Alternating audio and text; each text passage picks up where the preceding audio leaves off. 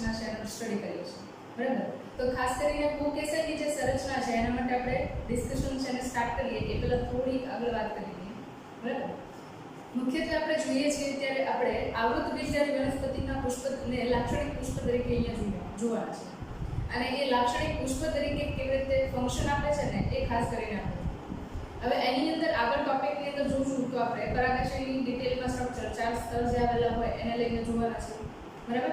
સાથે સાથે લઘુ બીજાણુજનક પેશી જે છે એમની અંદર અધિકરણની પ્રક્રિયા વડે પરાગરજ કેવી રીતે નિર્માણ પામે છે એ પ્રક્રિયા પણ આપણે જોવાના છે.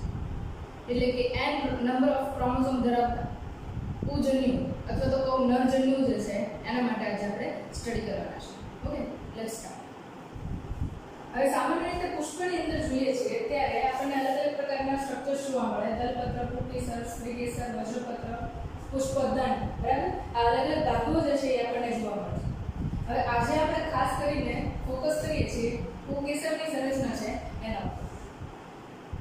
આપણે જ્યારે પુંકેસર છે કે પુષ્પ છે એનો અભ્યાસ કરવો છે, બહારની એટલે કે આપણે બાહ્યાકાર સંરચનાનો અભ્યાસ કરવો છે, ત્યારે એના માટે વિચ્છેદક સૂક્ષ્મદર્શક યંત્રનો ઉપયોગ થાય છે. વિચ્છેદક એટલે આઈ થિંક તમે સમજી શકો કે પુષ્પ જે છે એના ભાગ છે એને અલગ અલગ કરીને એક એક ભાગ છે એને ડિટેલમાં સ્ટડી કરવાની પ્રક્રિયા છે અને વિચ્છેદનની પ્રક્રિયા કહીશું, બરાબર. અને એ માઇક્રોસ્કોપ છે એ ખાસ કરીને આપણે બાહ્યાકાર સંરચનાને જોવી છે, એક્સટર્નલ મોર્ફોલોજી જોવી છે તો એના સ્ટડી માટે બેસ્ટ છે, બરાબર. ઓકે, તો આગળ વાત કરીએ. વિચ્છેદક માઇક્રોસ્કોપની અંદર જ્યારે સ્ટ્રક્ચરને આપણે વિઝ્યુલાઇઝ કરવાની ટ્રાય કરીએ છીએ ત્યારે આપણને ઘણું બધું વિઝ્યુલાઇઝ થઈને મોટું થઈને ઝૂમ થઈને દેખાય, રાઈટ. તો અહીંયા આગળ એક પુંકેસર જે છે એને હું બહાર લઉં છું. પુંકેસર જે છે એની સંરચનાની અંદર જોઈએ તો મુખ્યત્વે બે ભાગ આવેલા હોય, બરાબર. પાતળો તંતુમય ભાગ છે, બરાબર, એને કહીએ છીએ આપણે પુંકેસરનું તંતુ. અને ઉપરની તરફ તમને લોબ દેખાય છે, ખંડો દેખાય છે, બરાબર. મુખ્યત્વે આવૃત બીજધારી વનસ્પતિ છે એમની અંદર પુંકેસર જોઈએ તો એ આવા ખંડો ધરાવતો હોય છે. અને લાક્ષણિક રીતે આજે જે આપણે વાત કરીએ છીએ એ પુંકેસર છે એ ખંડો ધરાવતો હોય એ પ્રકારનું પુંકેસર છે એનો અભ્યાસ કરીએ છીએ. એટલે મારો કહેવાનો મતલબ એવો છે કે આજે આપણે આવૃત બીજધારી વનસ્પતિ છે એમના પુંકેસરનો અભ્યાસ કરવાનો છે, બરાબર. કીધું એ મુજબ પુંકેસર જે છે એના મુખ્ય બે ભાગ છે. એક જે છે એને આપણે કહીએ છીએ તંતુ અને બીજો જે ભાગ છે એને કહીએ છીએ આપણે પરાગાશય. પરાગાશય જે છે મુખ્યત્વે પરાગરજનો સંગ્રહ કરે છે, બરાબર. અથવા હું એવું કહું કે પરાગરજ છે પરાગાશયની અંદર નિર્માણ પામે છે તો પણ કંઈ ખોટું નથી, કારણ કે નિર્માણ પામે છે પછી ત્યાં આગળ એ સંગ્રહ પામે છે પરાગકોથળીની અંદર, બરાબર. નેક્સ્ટ વાત કરીએ અહીંયા આગળ તો હજી એક પાર્ટ જે છે એ તંતુ અને પરાગાશય સિવાય આપણને પુંકેસર છે એની અંદર જોવા મળશે એ છે યોજીનો. જ્યાં આગળ પરાગાશય એ તંતુની મદદથી એકબીજાને કનેક્ટ કરે છે એ ભાગને આપણે કહીશું યોજી એટલે કે કનેક્ટિવ, બરાબર. તો આ જે છે એ ત્રણ મુખ્ય પાર્ટ છે એની અંદર જોવા મળશે. હવે સામાન્ય રીતે પરાગાશયની સંરચના જોવો તો કેવી છે તો તે દ્વિકોટલીય દેખાય છે. નહીં, પહેલા કહીએ આપણે દ્વિખંડી, બરાબર. અહીંયા આપણને બે ખંડો દેખાય છે, પહેલો ખંડ અને બીજો ખંડ. તો એને મુખ્યત્વે આપણે દ્વિખંડીય સંરચના કહીશું. બહારથી જ્યારે આપણે જોઈએ છે ત્યારે આપણને દ્વિખંડીય દેખાય છે, ઓર્ગન છે, અંગ છે, બરાબર, અથવા તો કોઈ પણ ભાગ છે એને ડિટેલમાં સ્ટડી કરવો છે ત્યારે એ જે કોઈ પણ ભાગ છે એને આપણે છેદ લઈએ છીએ, સેક્શન લઈએ છીએ, એ સેક્શનને આપણે સ્લાઇડ પર મૂકીએ છીએ અને કમ્પાઉન્ડ માઇક્રોસ્કોપ એટલે કે સંયુક્ત માઇક્રોસ્કોપની અંદર મૂકીએ છીએ, જેની અંદર લગભગ આપણે કહીએ તો 10x, 45x અને 100x ના લેન્સ છે એના માટે આપણે વિઝ્યુલાઇઝેશન કરીશું. તો ઇન શોર્ટ એવું સમજો કે અહીંયા આગળ સેક્શન લઈને જ્યારે આપણે એને સ્ટડી કરીએ છીએ ત્યારે કેવો પાર્ટ દેખાશે ને એ આપણે અત્યારે સ્ટડી કરીએ છીએ. ઓકે, ફોર એક્ઝામ્પલ હું આ પરાગાશય જે છે એનો આ ભાગ છે એનો સેક્શન લઉં છું, બરાબર. એની પહેલા હજી બે ત્રણ પોઈન્ટ જે છે એ પુંકેસર માટે જોવાના બાકી છે.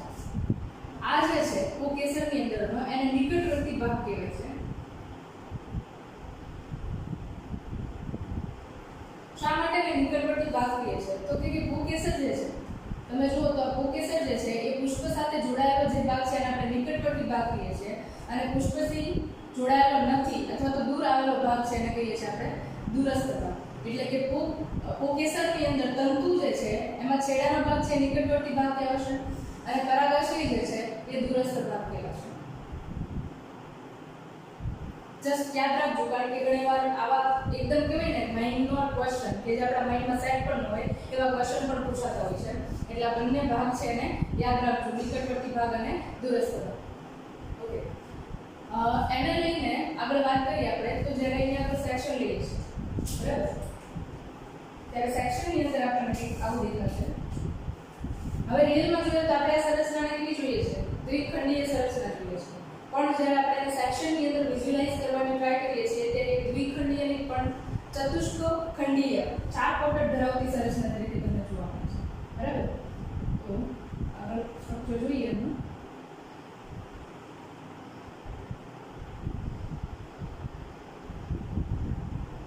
આવા પ્રકારનું 4 કોટડ ધરાવતું બંધારણ છે કેસર માટે જોવા મળે. બરાબર,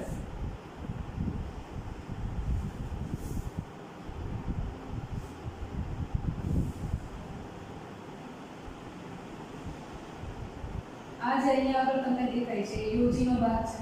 બરાબર, અને આ કોટરની સંરચના છે.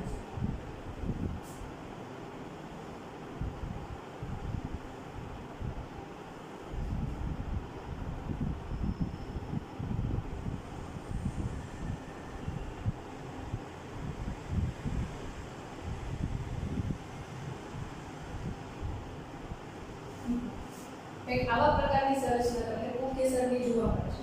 બરાબર, તો પુંકેસરની જ્યારે આપણે સંરચના જોઈએ છીએ ત્યારે પુંકેસરની સંરચનાની અંદર હવે તમે જોઈ શકો 4 અલગ અલગ પાર્ટીશન છે તમને દેખાય છે.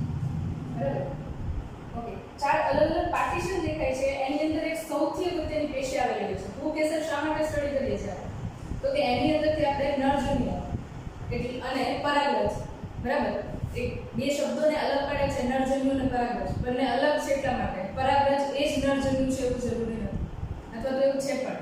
બરાબર, આ ખાસ યાદ રાખજો. હમણાં પછી આગળ આપણે એના ઉપર ડિસ્કશન કરશું.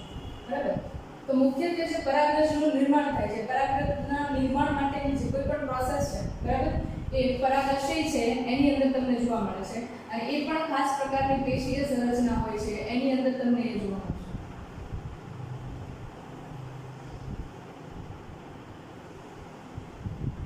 જ્યારે પરાગાશય છે એ તરુણ અવસ્થામાં છે, એટલે કે જ્યારે એનો વિકાસ થઈ રહ્યો છે એ તબક્કાની અંદર જોઈએ ત્યારે એ ધીમે ધીમે કરતા કોષ વિભાજનની પ્રક્રિયામાંથી પસાર થાય છે અને આખું જે પરાગાશય છે એ પરિપક્વ બનવા તરફ જાય છે. બરાબર, તો જ્યારે તરુણ અવસ્થામાં છે ત્યારે એમની અંદર વચ્ચેની તરફ એક વિશિષ્ટ પ્રકારની પેશીય સંરચના જોવા મળે છે, જેને કહેવાય છે લઘુ બીજાણુજનક પેશી.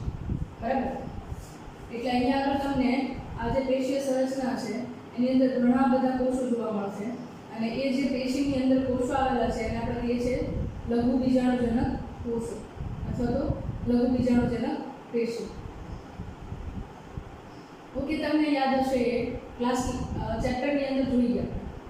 બરાબર, આ જ પ્રકારની બધી જ સંરચના છે તમને આ બધાની અંદર જોવા મળશે. એઝ અ રિપ્રેઝેન્ટેટિવ આ એક જે છે એની અંદર રાખીએ છીએ આપણે. બરાબર, નામ શું આપીએ છીએ એને? લઘુ બીજાણુજનક પેશી.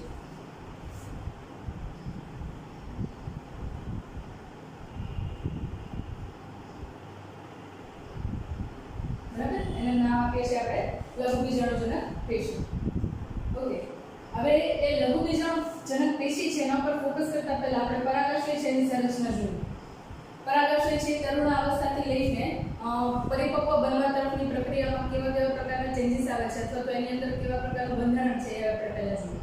બરાબર, મુખ્યત્વે જુઓ તો પરાગાશયની સંરચના છે એની અંદર 4 સ્તર આવેલા હોય. આ એક સ્તર, બીજું સ્તર,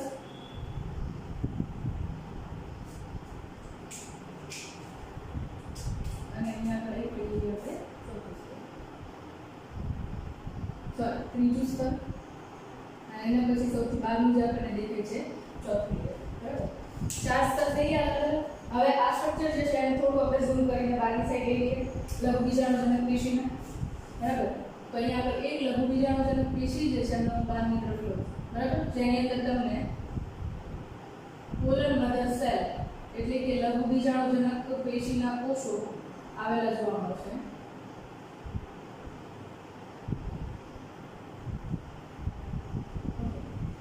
લઘુ બીજાણુજનક પેશીના કોષો જે છે એ બધા જ અર્ધીકરણની પ્રક્રિયામાંથી પસાર થાય છે અને અર્ધીકરણની પ્રક્રિયાને અંતે આપણને નવા કોષો જે છે મળે છે, જેને આપણે કહીએ છીએ પરાગચતુષ્ક, બરાબર, પોલન ટેટ્રાડ, બરાબર. તો એ જે છે એ આપણને જોવા મળે.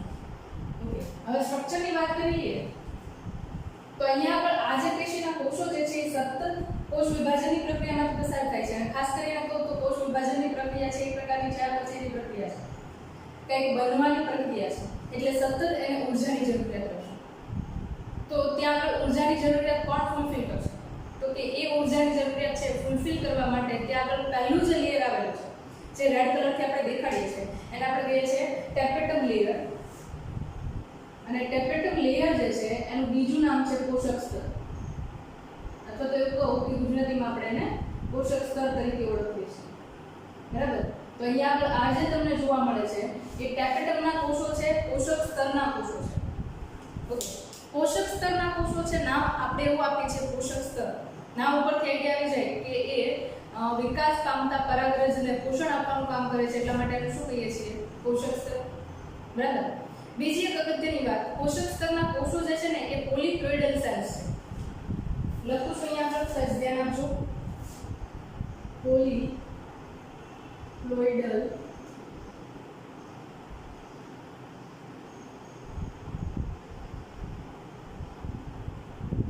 સેલ્સ. ઓકે, આમાંથી તમને થોડા ઘણા મીનિંગ ખબર છે. પોલી એટલે ઘણા બધા, સેલ એટલે કોષો. હવે આનો મીનિંગ છે ને એ તમારે જોવાનું બાકી છે. પ્લોઇડલ નો મીનિંગ તમે શું કાઢો છો?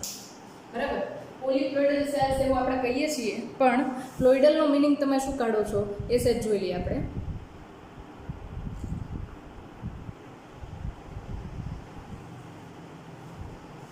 ઓકે, પ્લોઇડી જે છે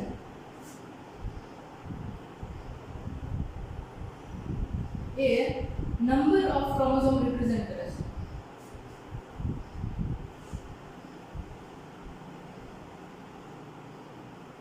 નંબર ઓફ ક્રોમોસોમ એટલે કે રંગસૂત્રની સંખ્યા રિપ્રેઝન્ટ કરે છે.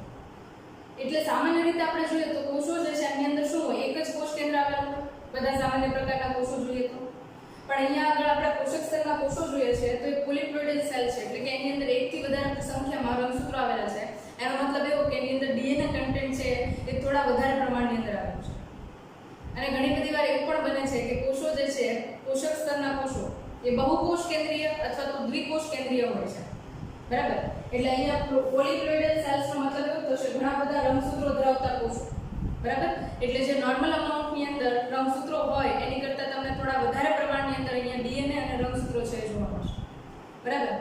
તો આ જે છે એ પોલીપ્લોઇડલ સેલ્સ છે એના માટેની વાત. એટલે અહીંયા આગળ તમે જે કોષો જુઓ છો, પોષક સ્તરના કોષો કે જેને આપણે ટેપેટમ કહીએ છીએ, એની અંદર એકથી વધારે કોષ કેન્દ્ર આવેલું હોય, જેના કારણે એને આપણે બહુકોષ કેન્દ્રીય કોષ તરીકે પણ ઓળખીએ છીએ, અથવા તો પોલીપ્લોઇડલ સેલ્સ કહીએ છીએ. ઓકે, હવે ખાસ કરીને જ્યારે પોષક સ્તરના કોષો છે એમના માટે વાત કરીએ છીએ, બરાબર. અહીંયા થોડું રાઇટઅપ લખતા જઈએ આપણે. પોષક સ્તર જેને આપણે કહીએ છીએ ટેપેટમ,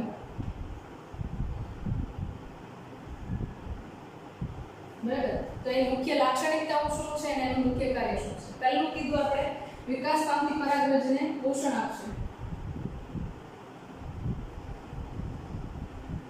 પહેલું કાર્ય છે વિકાસ પામતી પરાગરજને પોષણ આપશે. બીજું આપણે જોઈએ છે કે હવે અત્યારે તો તમને ખબર નથી, પણ પરાગરજ જે છે એ જ્યારે મેચ્યોર બની જાય ને, પુખ્ત બની જાય ને, ત્યારે એની ફરતે આવરણ હોય છે. જે આવરણ છે સ્પેશિયલ ટાઈપનું મટીરિયલ છે જેને કહેવાય સ્પોરોપોલિનેન. શબ્દ યાદ રાખવાનો ટ્રાય કરજો, સ્પોરોપોલિનેન, બરાબર. તો એ સ્પોરોપોલિનેનનું બંધારણ જે છે એ પરાગરજ ઉપર સિક્રેટ કરવાનું કામ અથવા તો સ્ત્રાવ કરવાનું કામ પોષક સ્તરના કોષો વડે થાય છે. સ્પોરોપોલિનેન, બરાબર.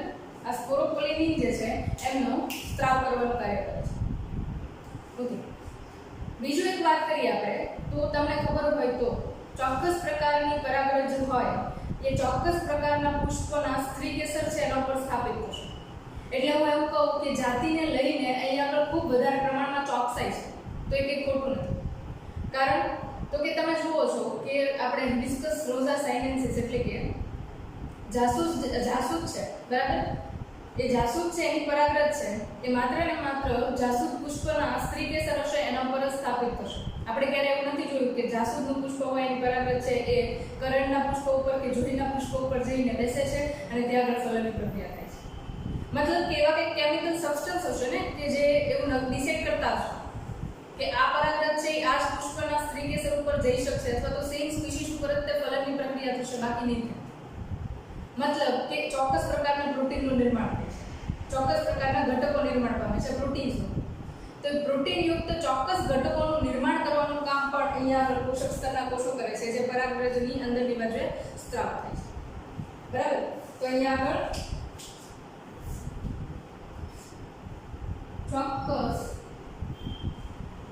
પ્રોટીન નો સ્ત્રાવ. બરાબર? ટોપિક આપણે જોઈએ તો કે પરાગરજ છે કેવી રીતે એક સમાન પ્રકારની સ્પીસીસ છે એના પર જઈને સ્થાપિત થાય છે. બરાબર? ઓકે. બીજું એક વાત કરીએ છીએ આપણે અહીંયા આગળ યુબિશ બોડી. નામ કદાચ સાંભળ્યું નહીં હોય તો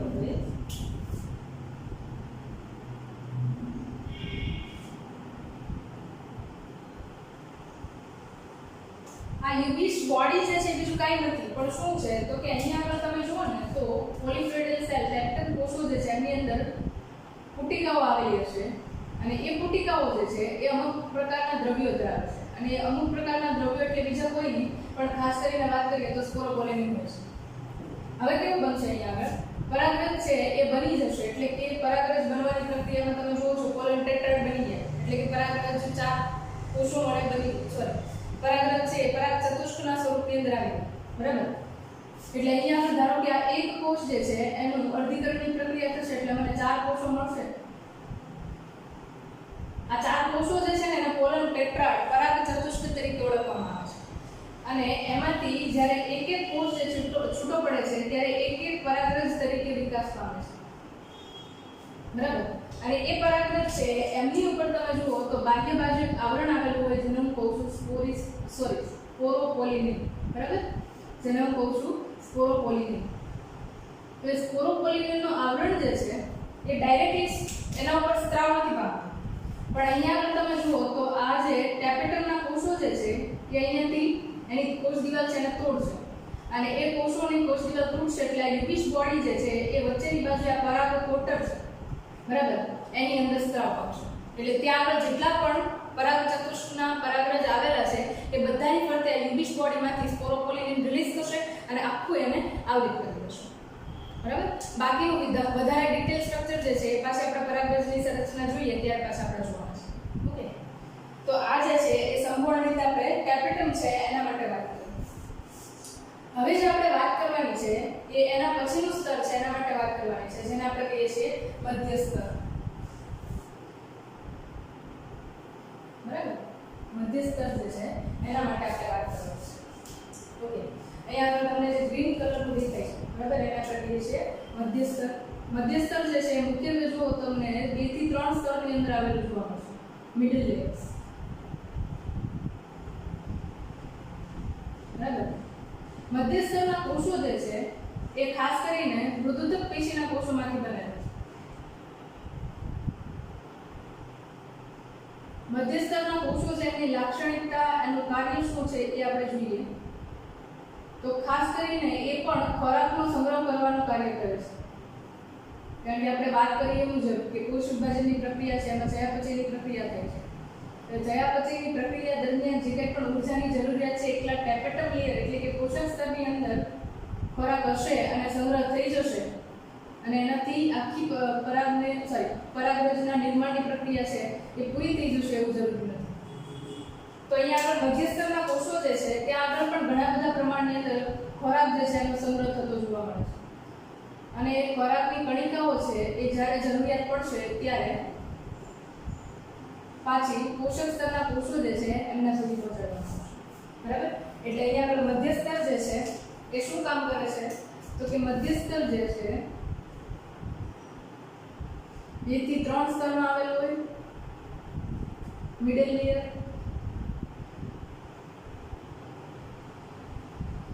બરાબર? અને ખાસ કરીને એ ખોરાકની સંગ્રહ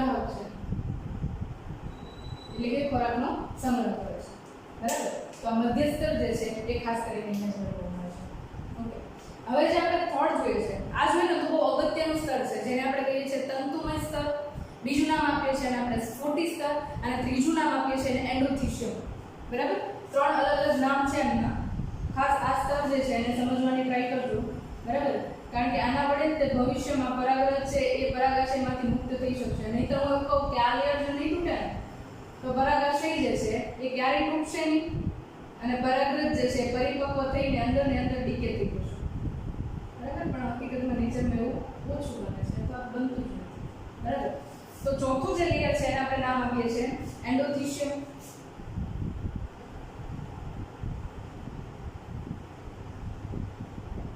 એન્ડોથીશિયમ અથવા એને કહીએ છીએ સ્ફોટી સ્તર,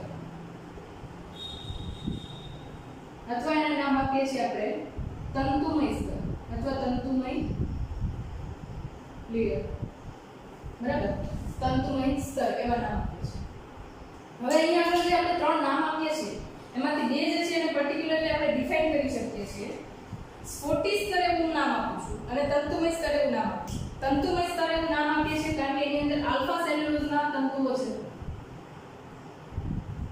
બરાબર. ત્યાં આગળ તમને આલ્ફા સેલ્યુલોઝના તંતુઓ જોવા મળે છે. હવે હું એવું કહું કે આખી જે સંરચના છે પરાગાશયની એની અંદર બધે જ આ લેયર આવી રીતે આવેલું છે. તંતુમય સ્તર જે છે એ બધે જ આવેલો છે. સોરી, ગ્રીન કલર ને મિક્સ થઈ ગયો છે, પણ પ્લેટ છે એ તંતુમય લેયર છે અને રિપ્રેઝન્ટ કરે છે, બરાબર.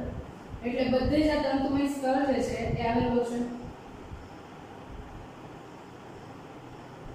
ઓકે, તો મેં તમને એવી વાત કરી કે અહીંયા આગળ તંતુમય સ્તર કહીએ છીએ કારણ કે એની અંદર આલ્ફા સેલ્યુલોઝના તંતુઓ હોય છે.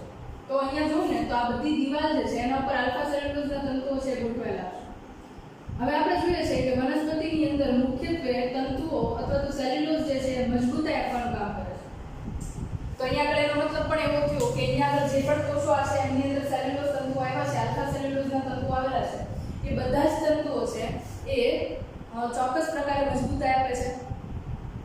હવે એ મજબૂતાઈ આપે છે તો ક્યારેય પરાગાશય છે એ તૂટવાનું જ નથી, બરાબર. પણ આપણે પરાગાશયનું સ્ફોટન કરાવવાનું છે, એને તોડવાનું છે.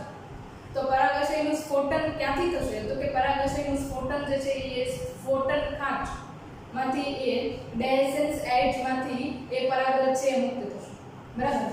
તો એ ડેહેસન્સ એજ જે છે એ તમને મુખ્યત્વે જુઓ તો આ સરફેસ ઉપર તમને જોવા મળે છે. આ એક આ સાઈડ અને એક આ સાઈડ, બંને તરફ તમને સ્ફોટન ખાંચ જોવા મળે છે. તમે એનસીઈઆરટી ની ટેક્સ્ટબુકની અંદર જુઓ તો એની અંદર પણ તમને સ્ફોટન ખાંચ છે એ દેખાય છે, બરાબર. તો અહીંયા આગળ આ ડેહેસન્સ ખાંચ જે છે એ આપણને દેખાય છે, સ્ફોટન ખાંચ છે એ દેખાય છે. એ કેવી રીતે નિર્માણ પામે છે?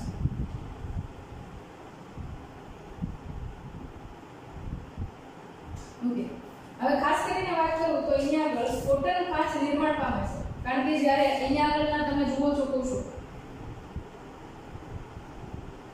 સ્ફોટી સ્તરના કોષો જુઓ છો ત્યાં આગળ સેલ્યુલોઝના તંતુઓ ગેરહાજર હોય છે. જે આપણે આલ્ફા સેલ્યુલોઝના તંતુ કહીએ છીએ એ ત્યાં આગળ એબ્સેન્ટ હોય છે, ગેરહાજર હોય છે, જેના કારણે એ કોષો છે નબળા બને છે. તો જેવું પરાગરજ છે પરાગ કોટરની અંદર પરિપક્વ થઈ જશે અને પછી પરાગનયનની પ્રક્રિયા માટે એને પરાગાશયમાંથી મુક્ત થવાનું છે, ત્યારે આ જે કોષો જે છે ત્યાંથી રપ્ચર થઈ જશે અને ધીરે ધીરે કરતા પરાગાશય છે એની સંરચના છે અહીંયાથી તૂટવાનું છે, બરાબર. અને તૂટશે તો એના પછી આ પરાગ કોટર જે છે એટલે કે લઘુ બીજાણુજનક પેશી જે છે ને એ પરાગરજ પરિપક્વ થઈ જાય એના પછી આપણે એને પરાગ કોટર કહીએ છીએ, બરાબર. કારણ કે પરાગરજ પુખ્ત થઈ ગઈ એનો એની અંદર સંગ્રહ થાય છે, એટલા માટે આને કહીએ છીએ આપણે પરાગ કોટર. તો પરાગ કોટર જે છે તૂટે છે અને અહીંયાથી પરાગરજ છે તમને બહારની બાજુએ મુક્ત થતી જોવા મળશે, બરાબર. આ જે છે એ સ્ફોટી સ્તર છે એનું મુખ્ય કામ છે, બરાબર. અને નામ ઉપરથી બીજા નામ ઉપરથી આઈડિયા પણ આવી ગયો આપણને. સ્ફોટી સ્તર શા માટે કહીએ છીએ? કારણ કે અહીંયા આગળ સ્ફોટનની પ્રક્રિયા, તૂટવાની પ્રક્રિયા થાય છે એટલા માટે અને સ્ફોટી સ્તર એવું નામ આપ્યું છે, બરાબર. તો આ જે છે એ ત્રીજું સ્તર એન્ડોથીશિયમ સ્ફોટી સ્તર છે એના માટેની આપણે વાત કરીએ. હવે આપણે જે જોઈએ છે ચોથું લેયર જે છે સૌથી લાસ્ટનું છે એના માટે વાત કરીએ છીએ. જનરલી આપણા બોડીની અંદર જે સૌથી લાસ્ટનું લેયર છે એને આપણે એપિડર્મિસ કહીએ છીએ. સેમ એ જ રીતે પ્લાન્ટની અંદર પણ જે સૌથી બહારનું લેયર છે એને આપણે એપિડર્મિસ એટલે કે અધિસ્તર તરીકે ઓળખીએ છીએ, બરાબર. જે તમને અહીંયા આગળ દેખાય છે. એક સ્તરીય આવરણ છે મોટા ભાગે, બરાબર.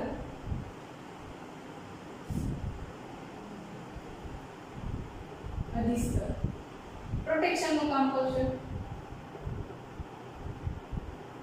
રક્ષણ આપવાનું મુખ્ય કામ કરશે, બરાબર.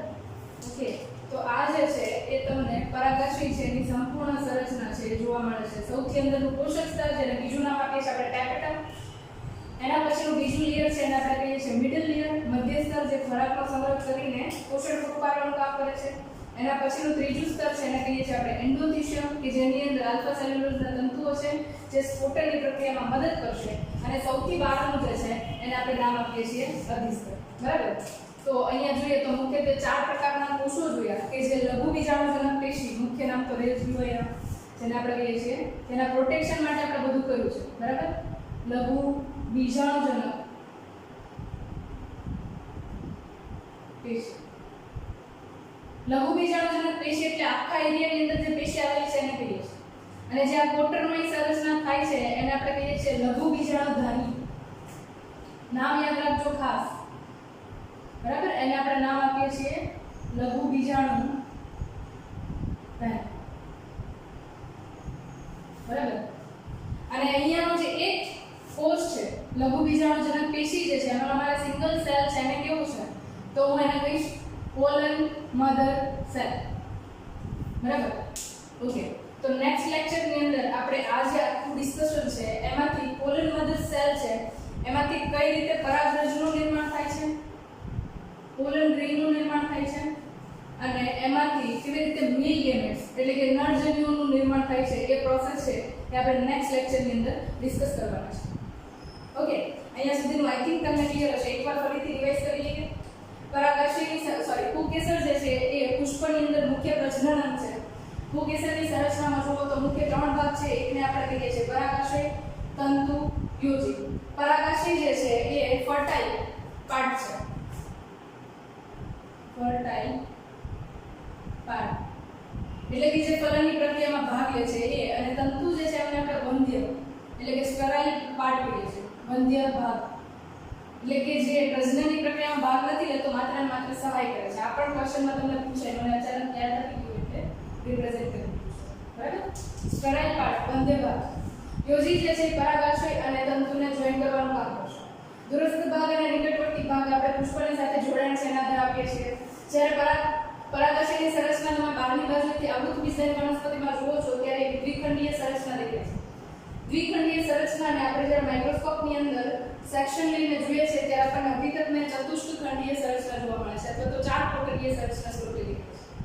4 કોટર જેવી સંરચના છે એને આપણે કહીએ છીએ લઘુ બીજાણુજનક પેશી, અથવા તો હું કહું કે લઘુ બીજાણુધાની છે. લઘુ બીજાણુધાની છે એની અંદરની તરફ એક ચોક્કસ પ્રકારના કોષો આવેલા છે જે ભવિષ્યમાં પરાગરજનું નિર્માણ કરશે. એને હું કહીશ લઘુ બીજાણુજનક પેશીના કોષો.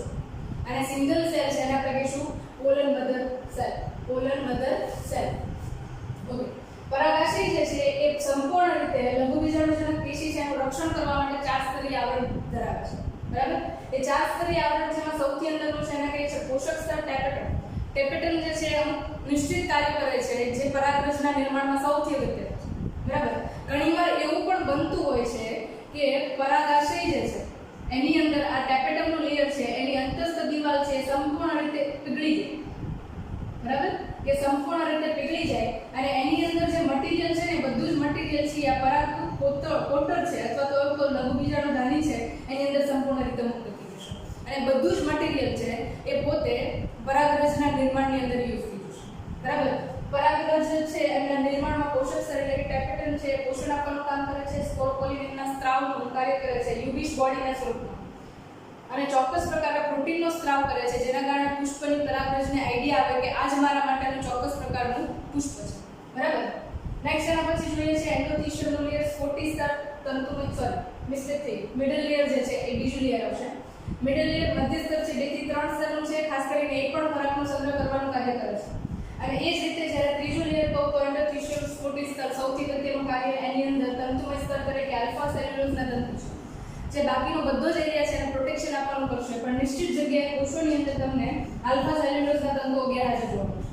એ આલ્ફા સેલ્યુલોઝના તંતુઓ નથી ત્યાં આગળ સંરચના છે એ થોડી નબળી છે જેના કારણે પરાગાશય છે એની અંદર પરાગરજ પરિપક્વ બની જાય ત્યારે સ્ફોટનની પ્રક્રિયા થાય છે, જેના કારણે એને સ્ફુટિસ્તર તરીકે પણ ઓળખવામાં આવે છે. બરાબર.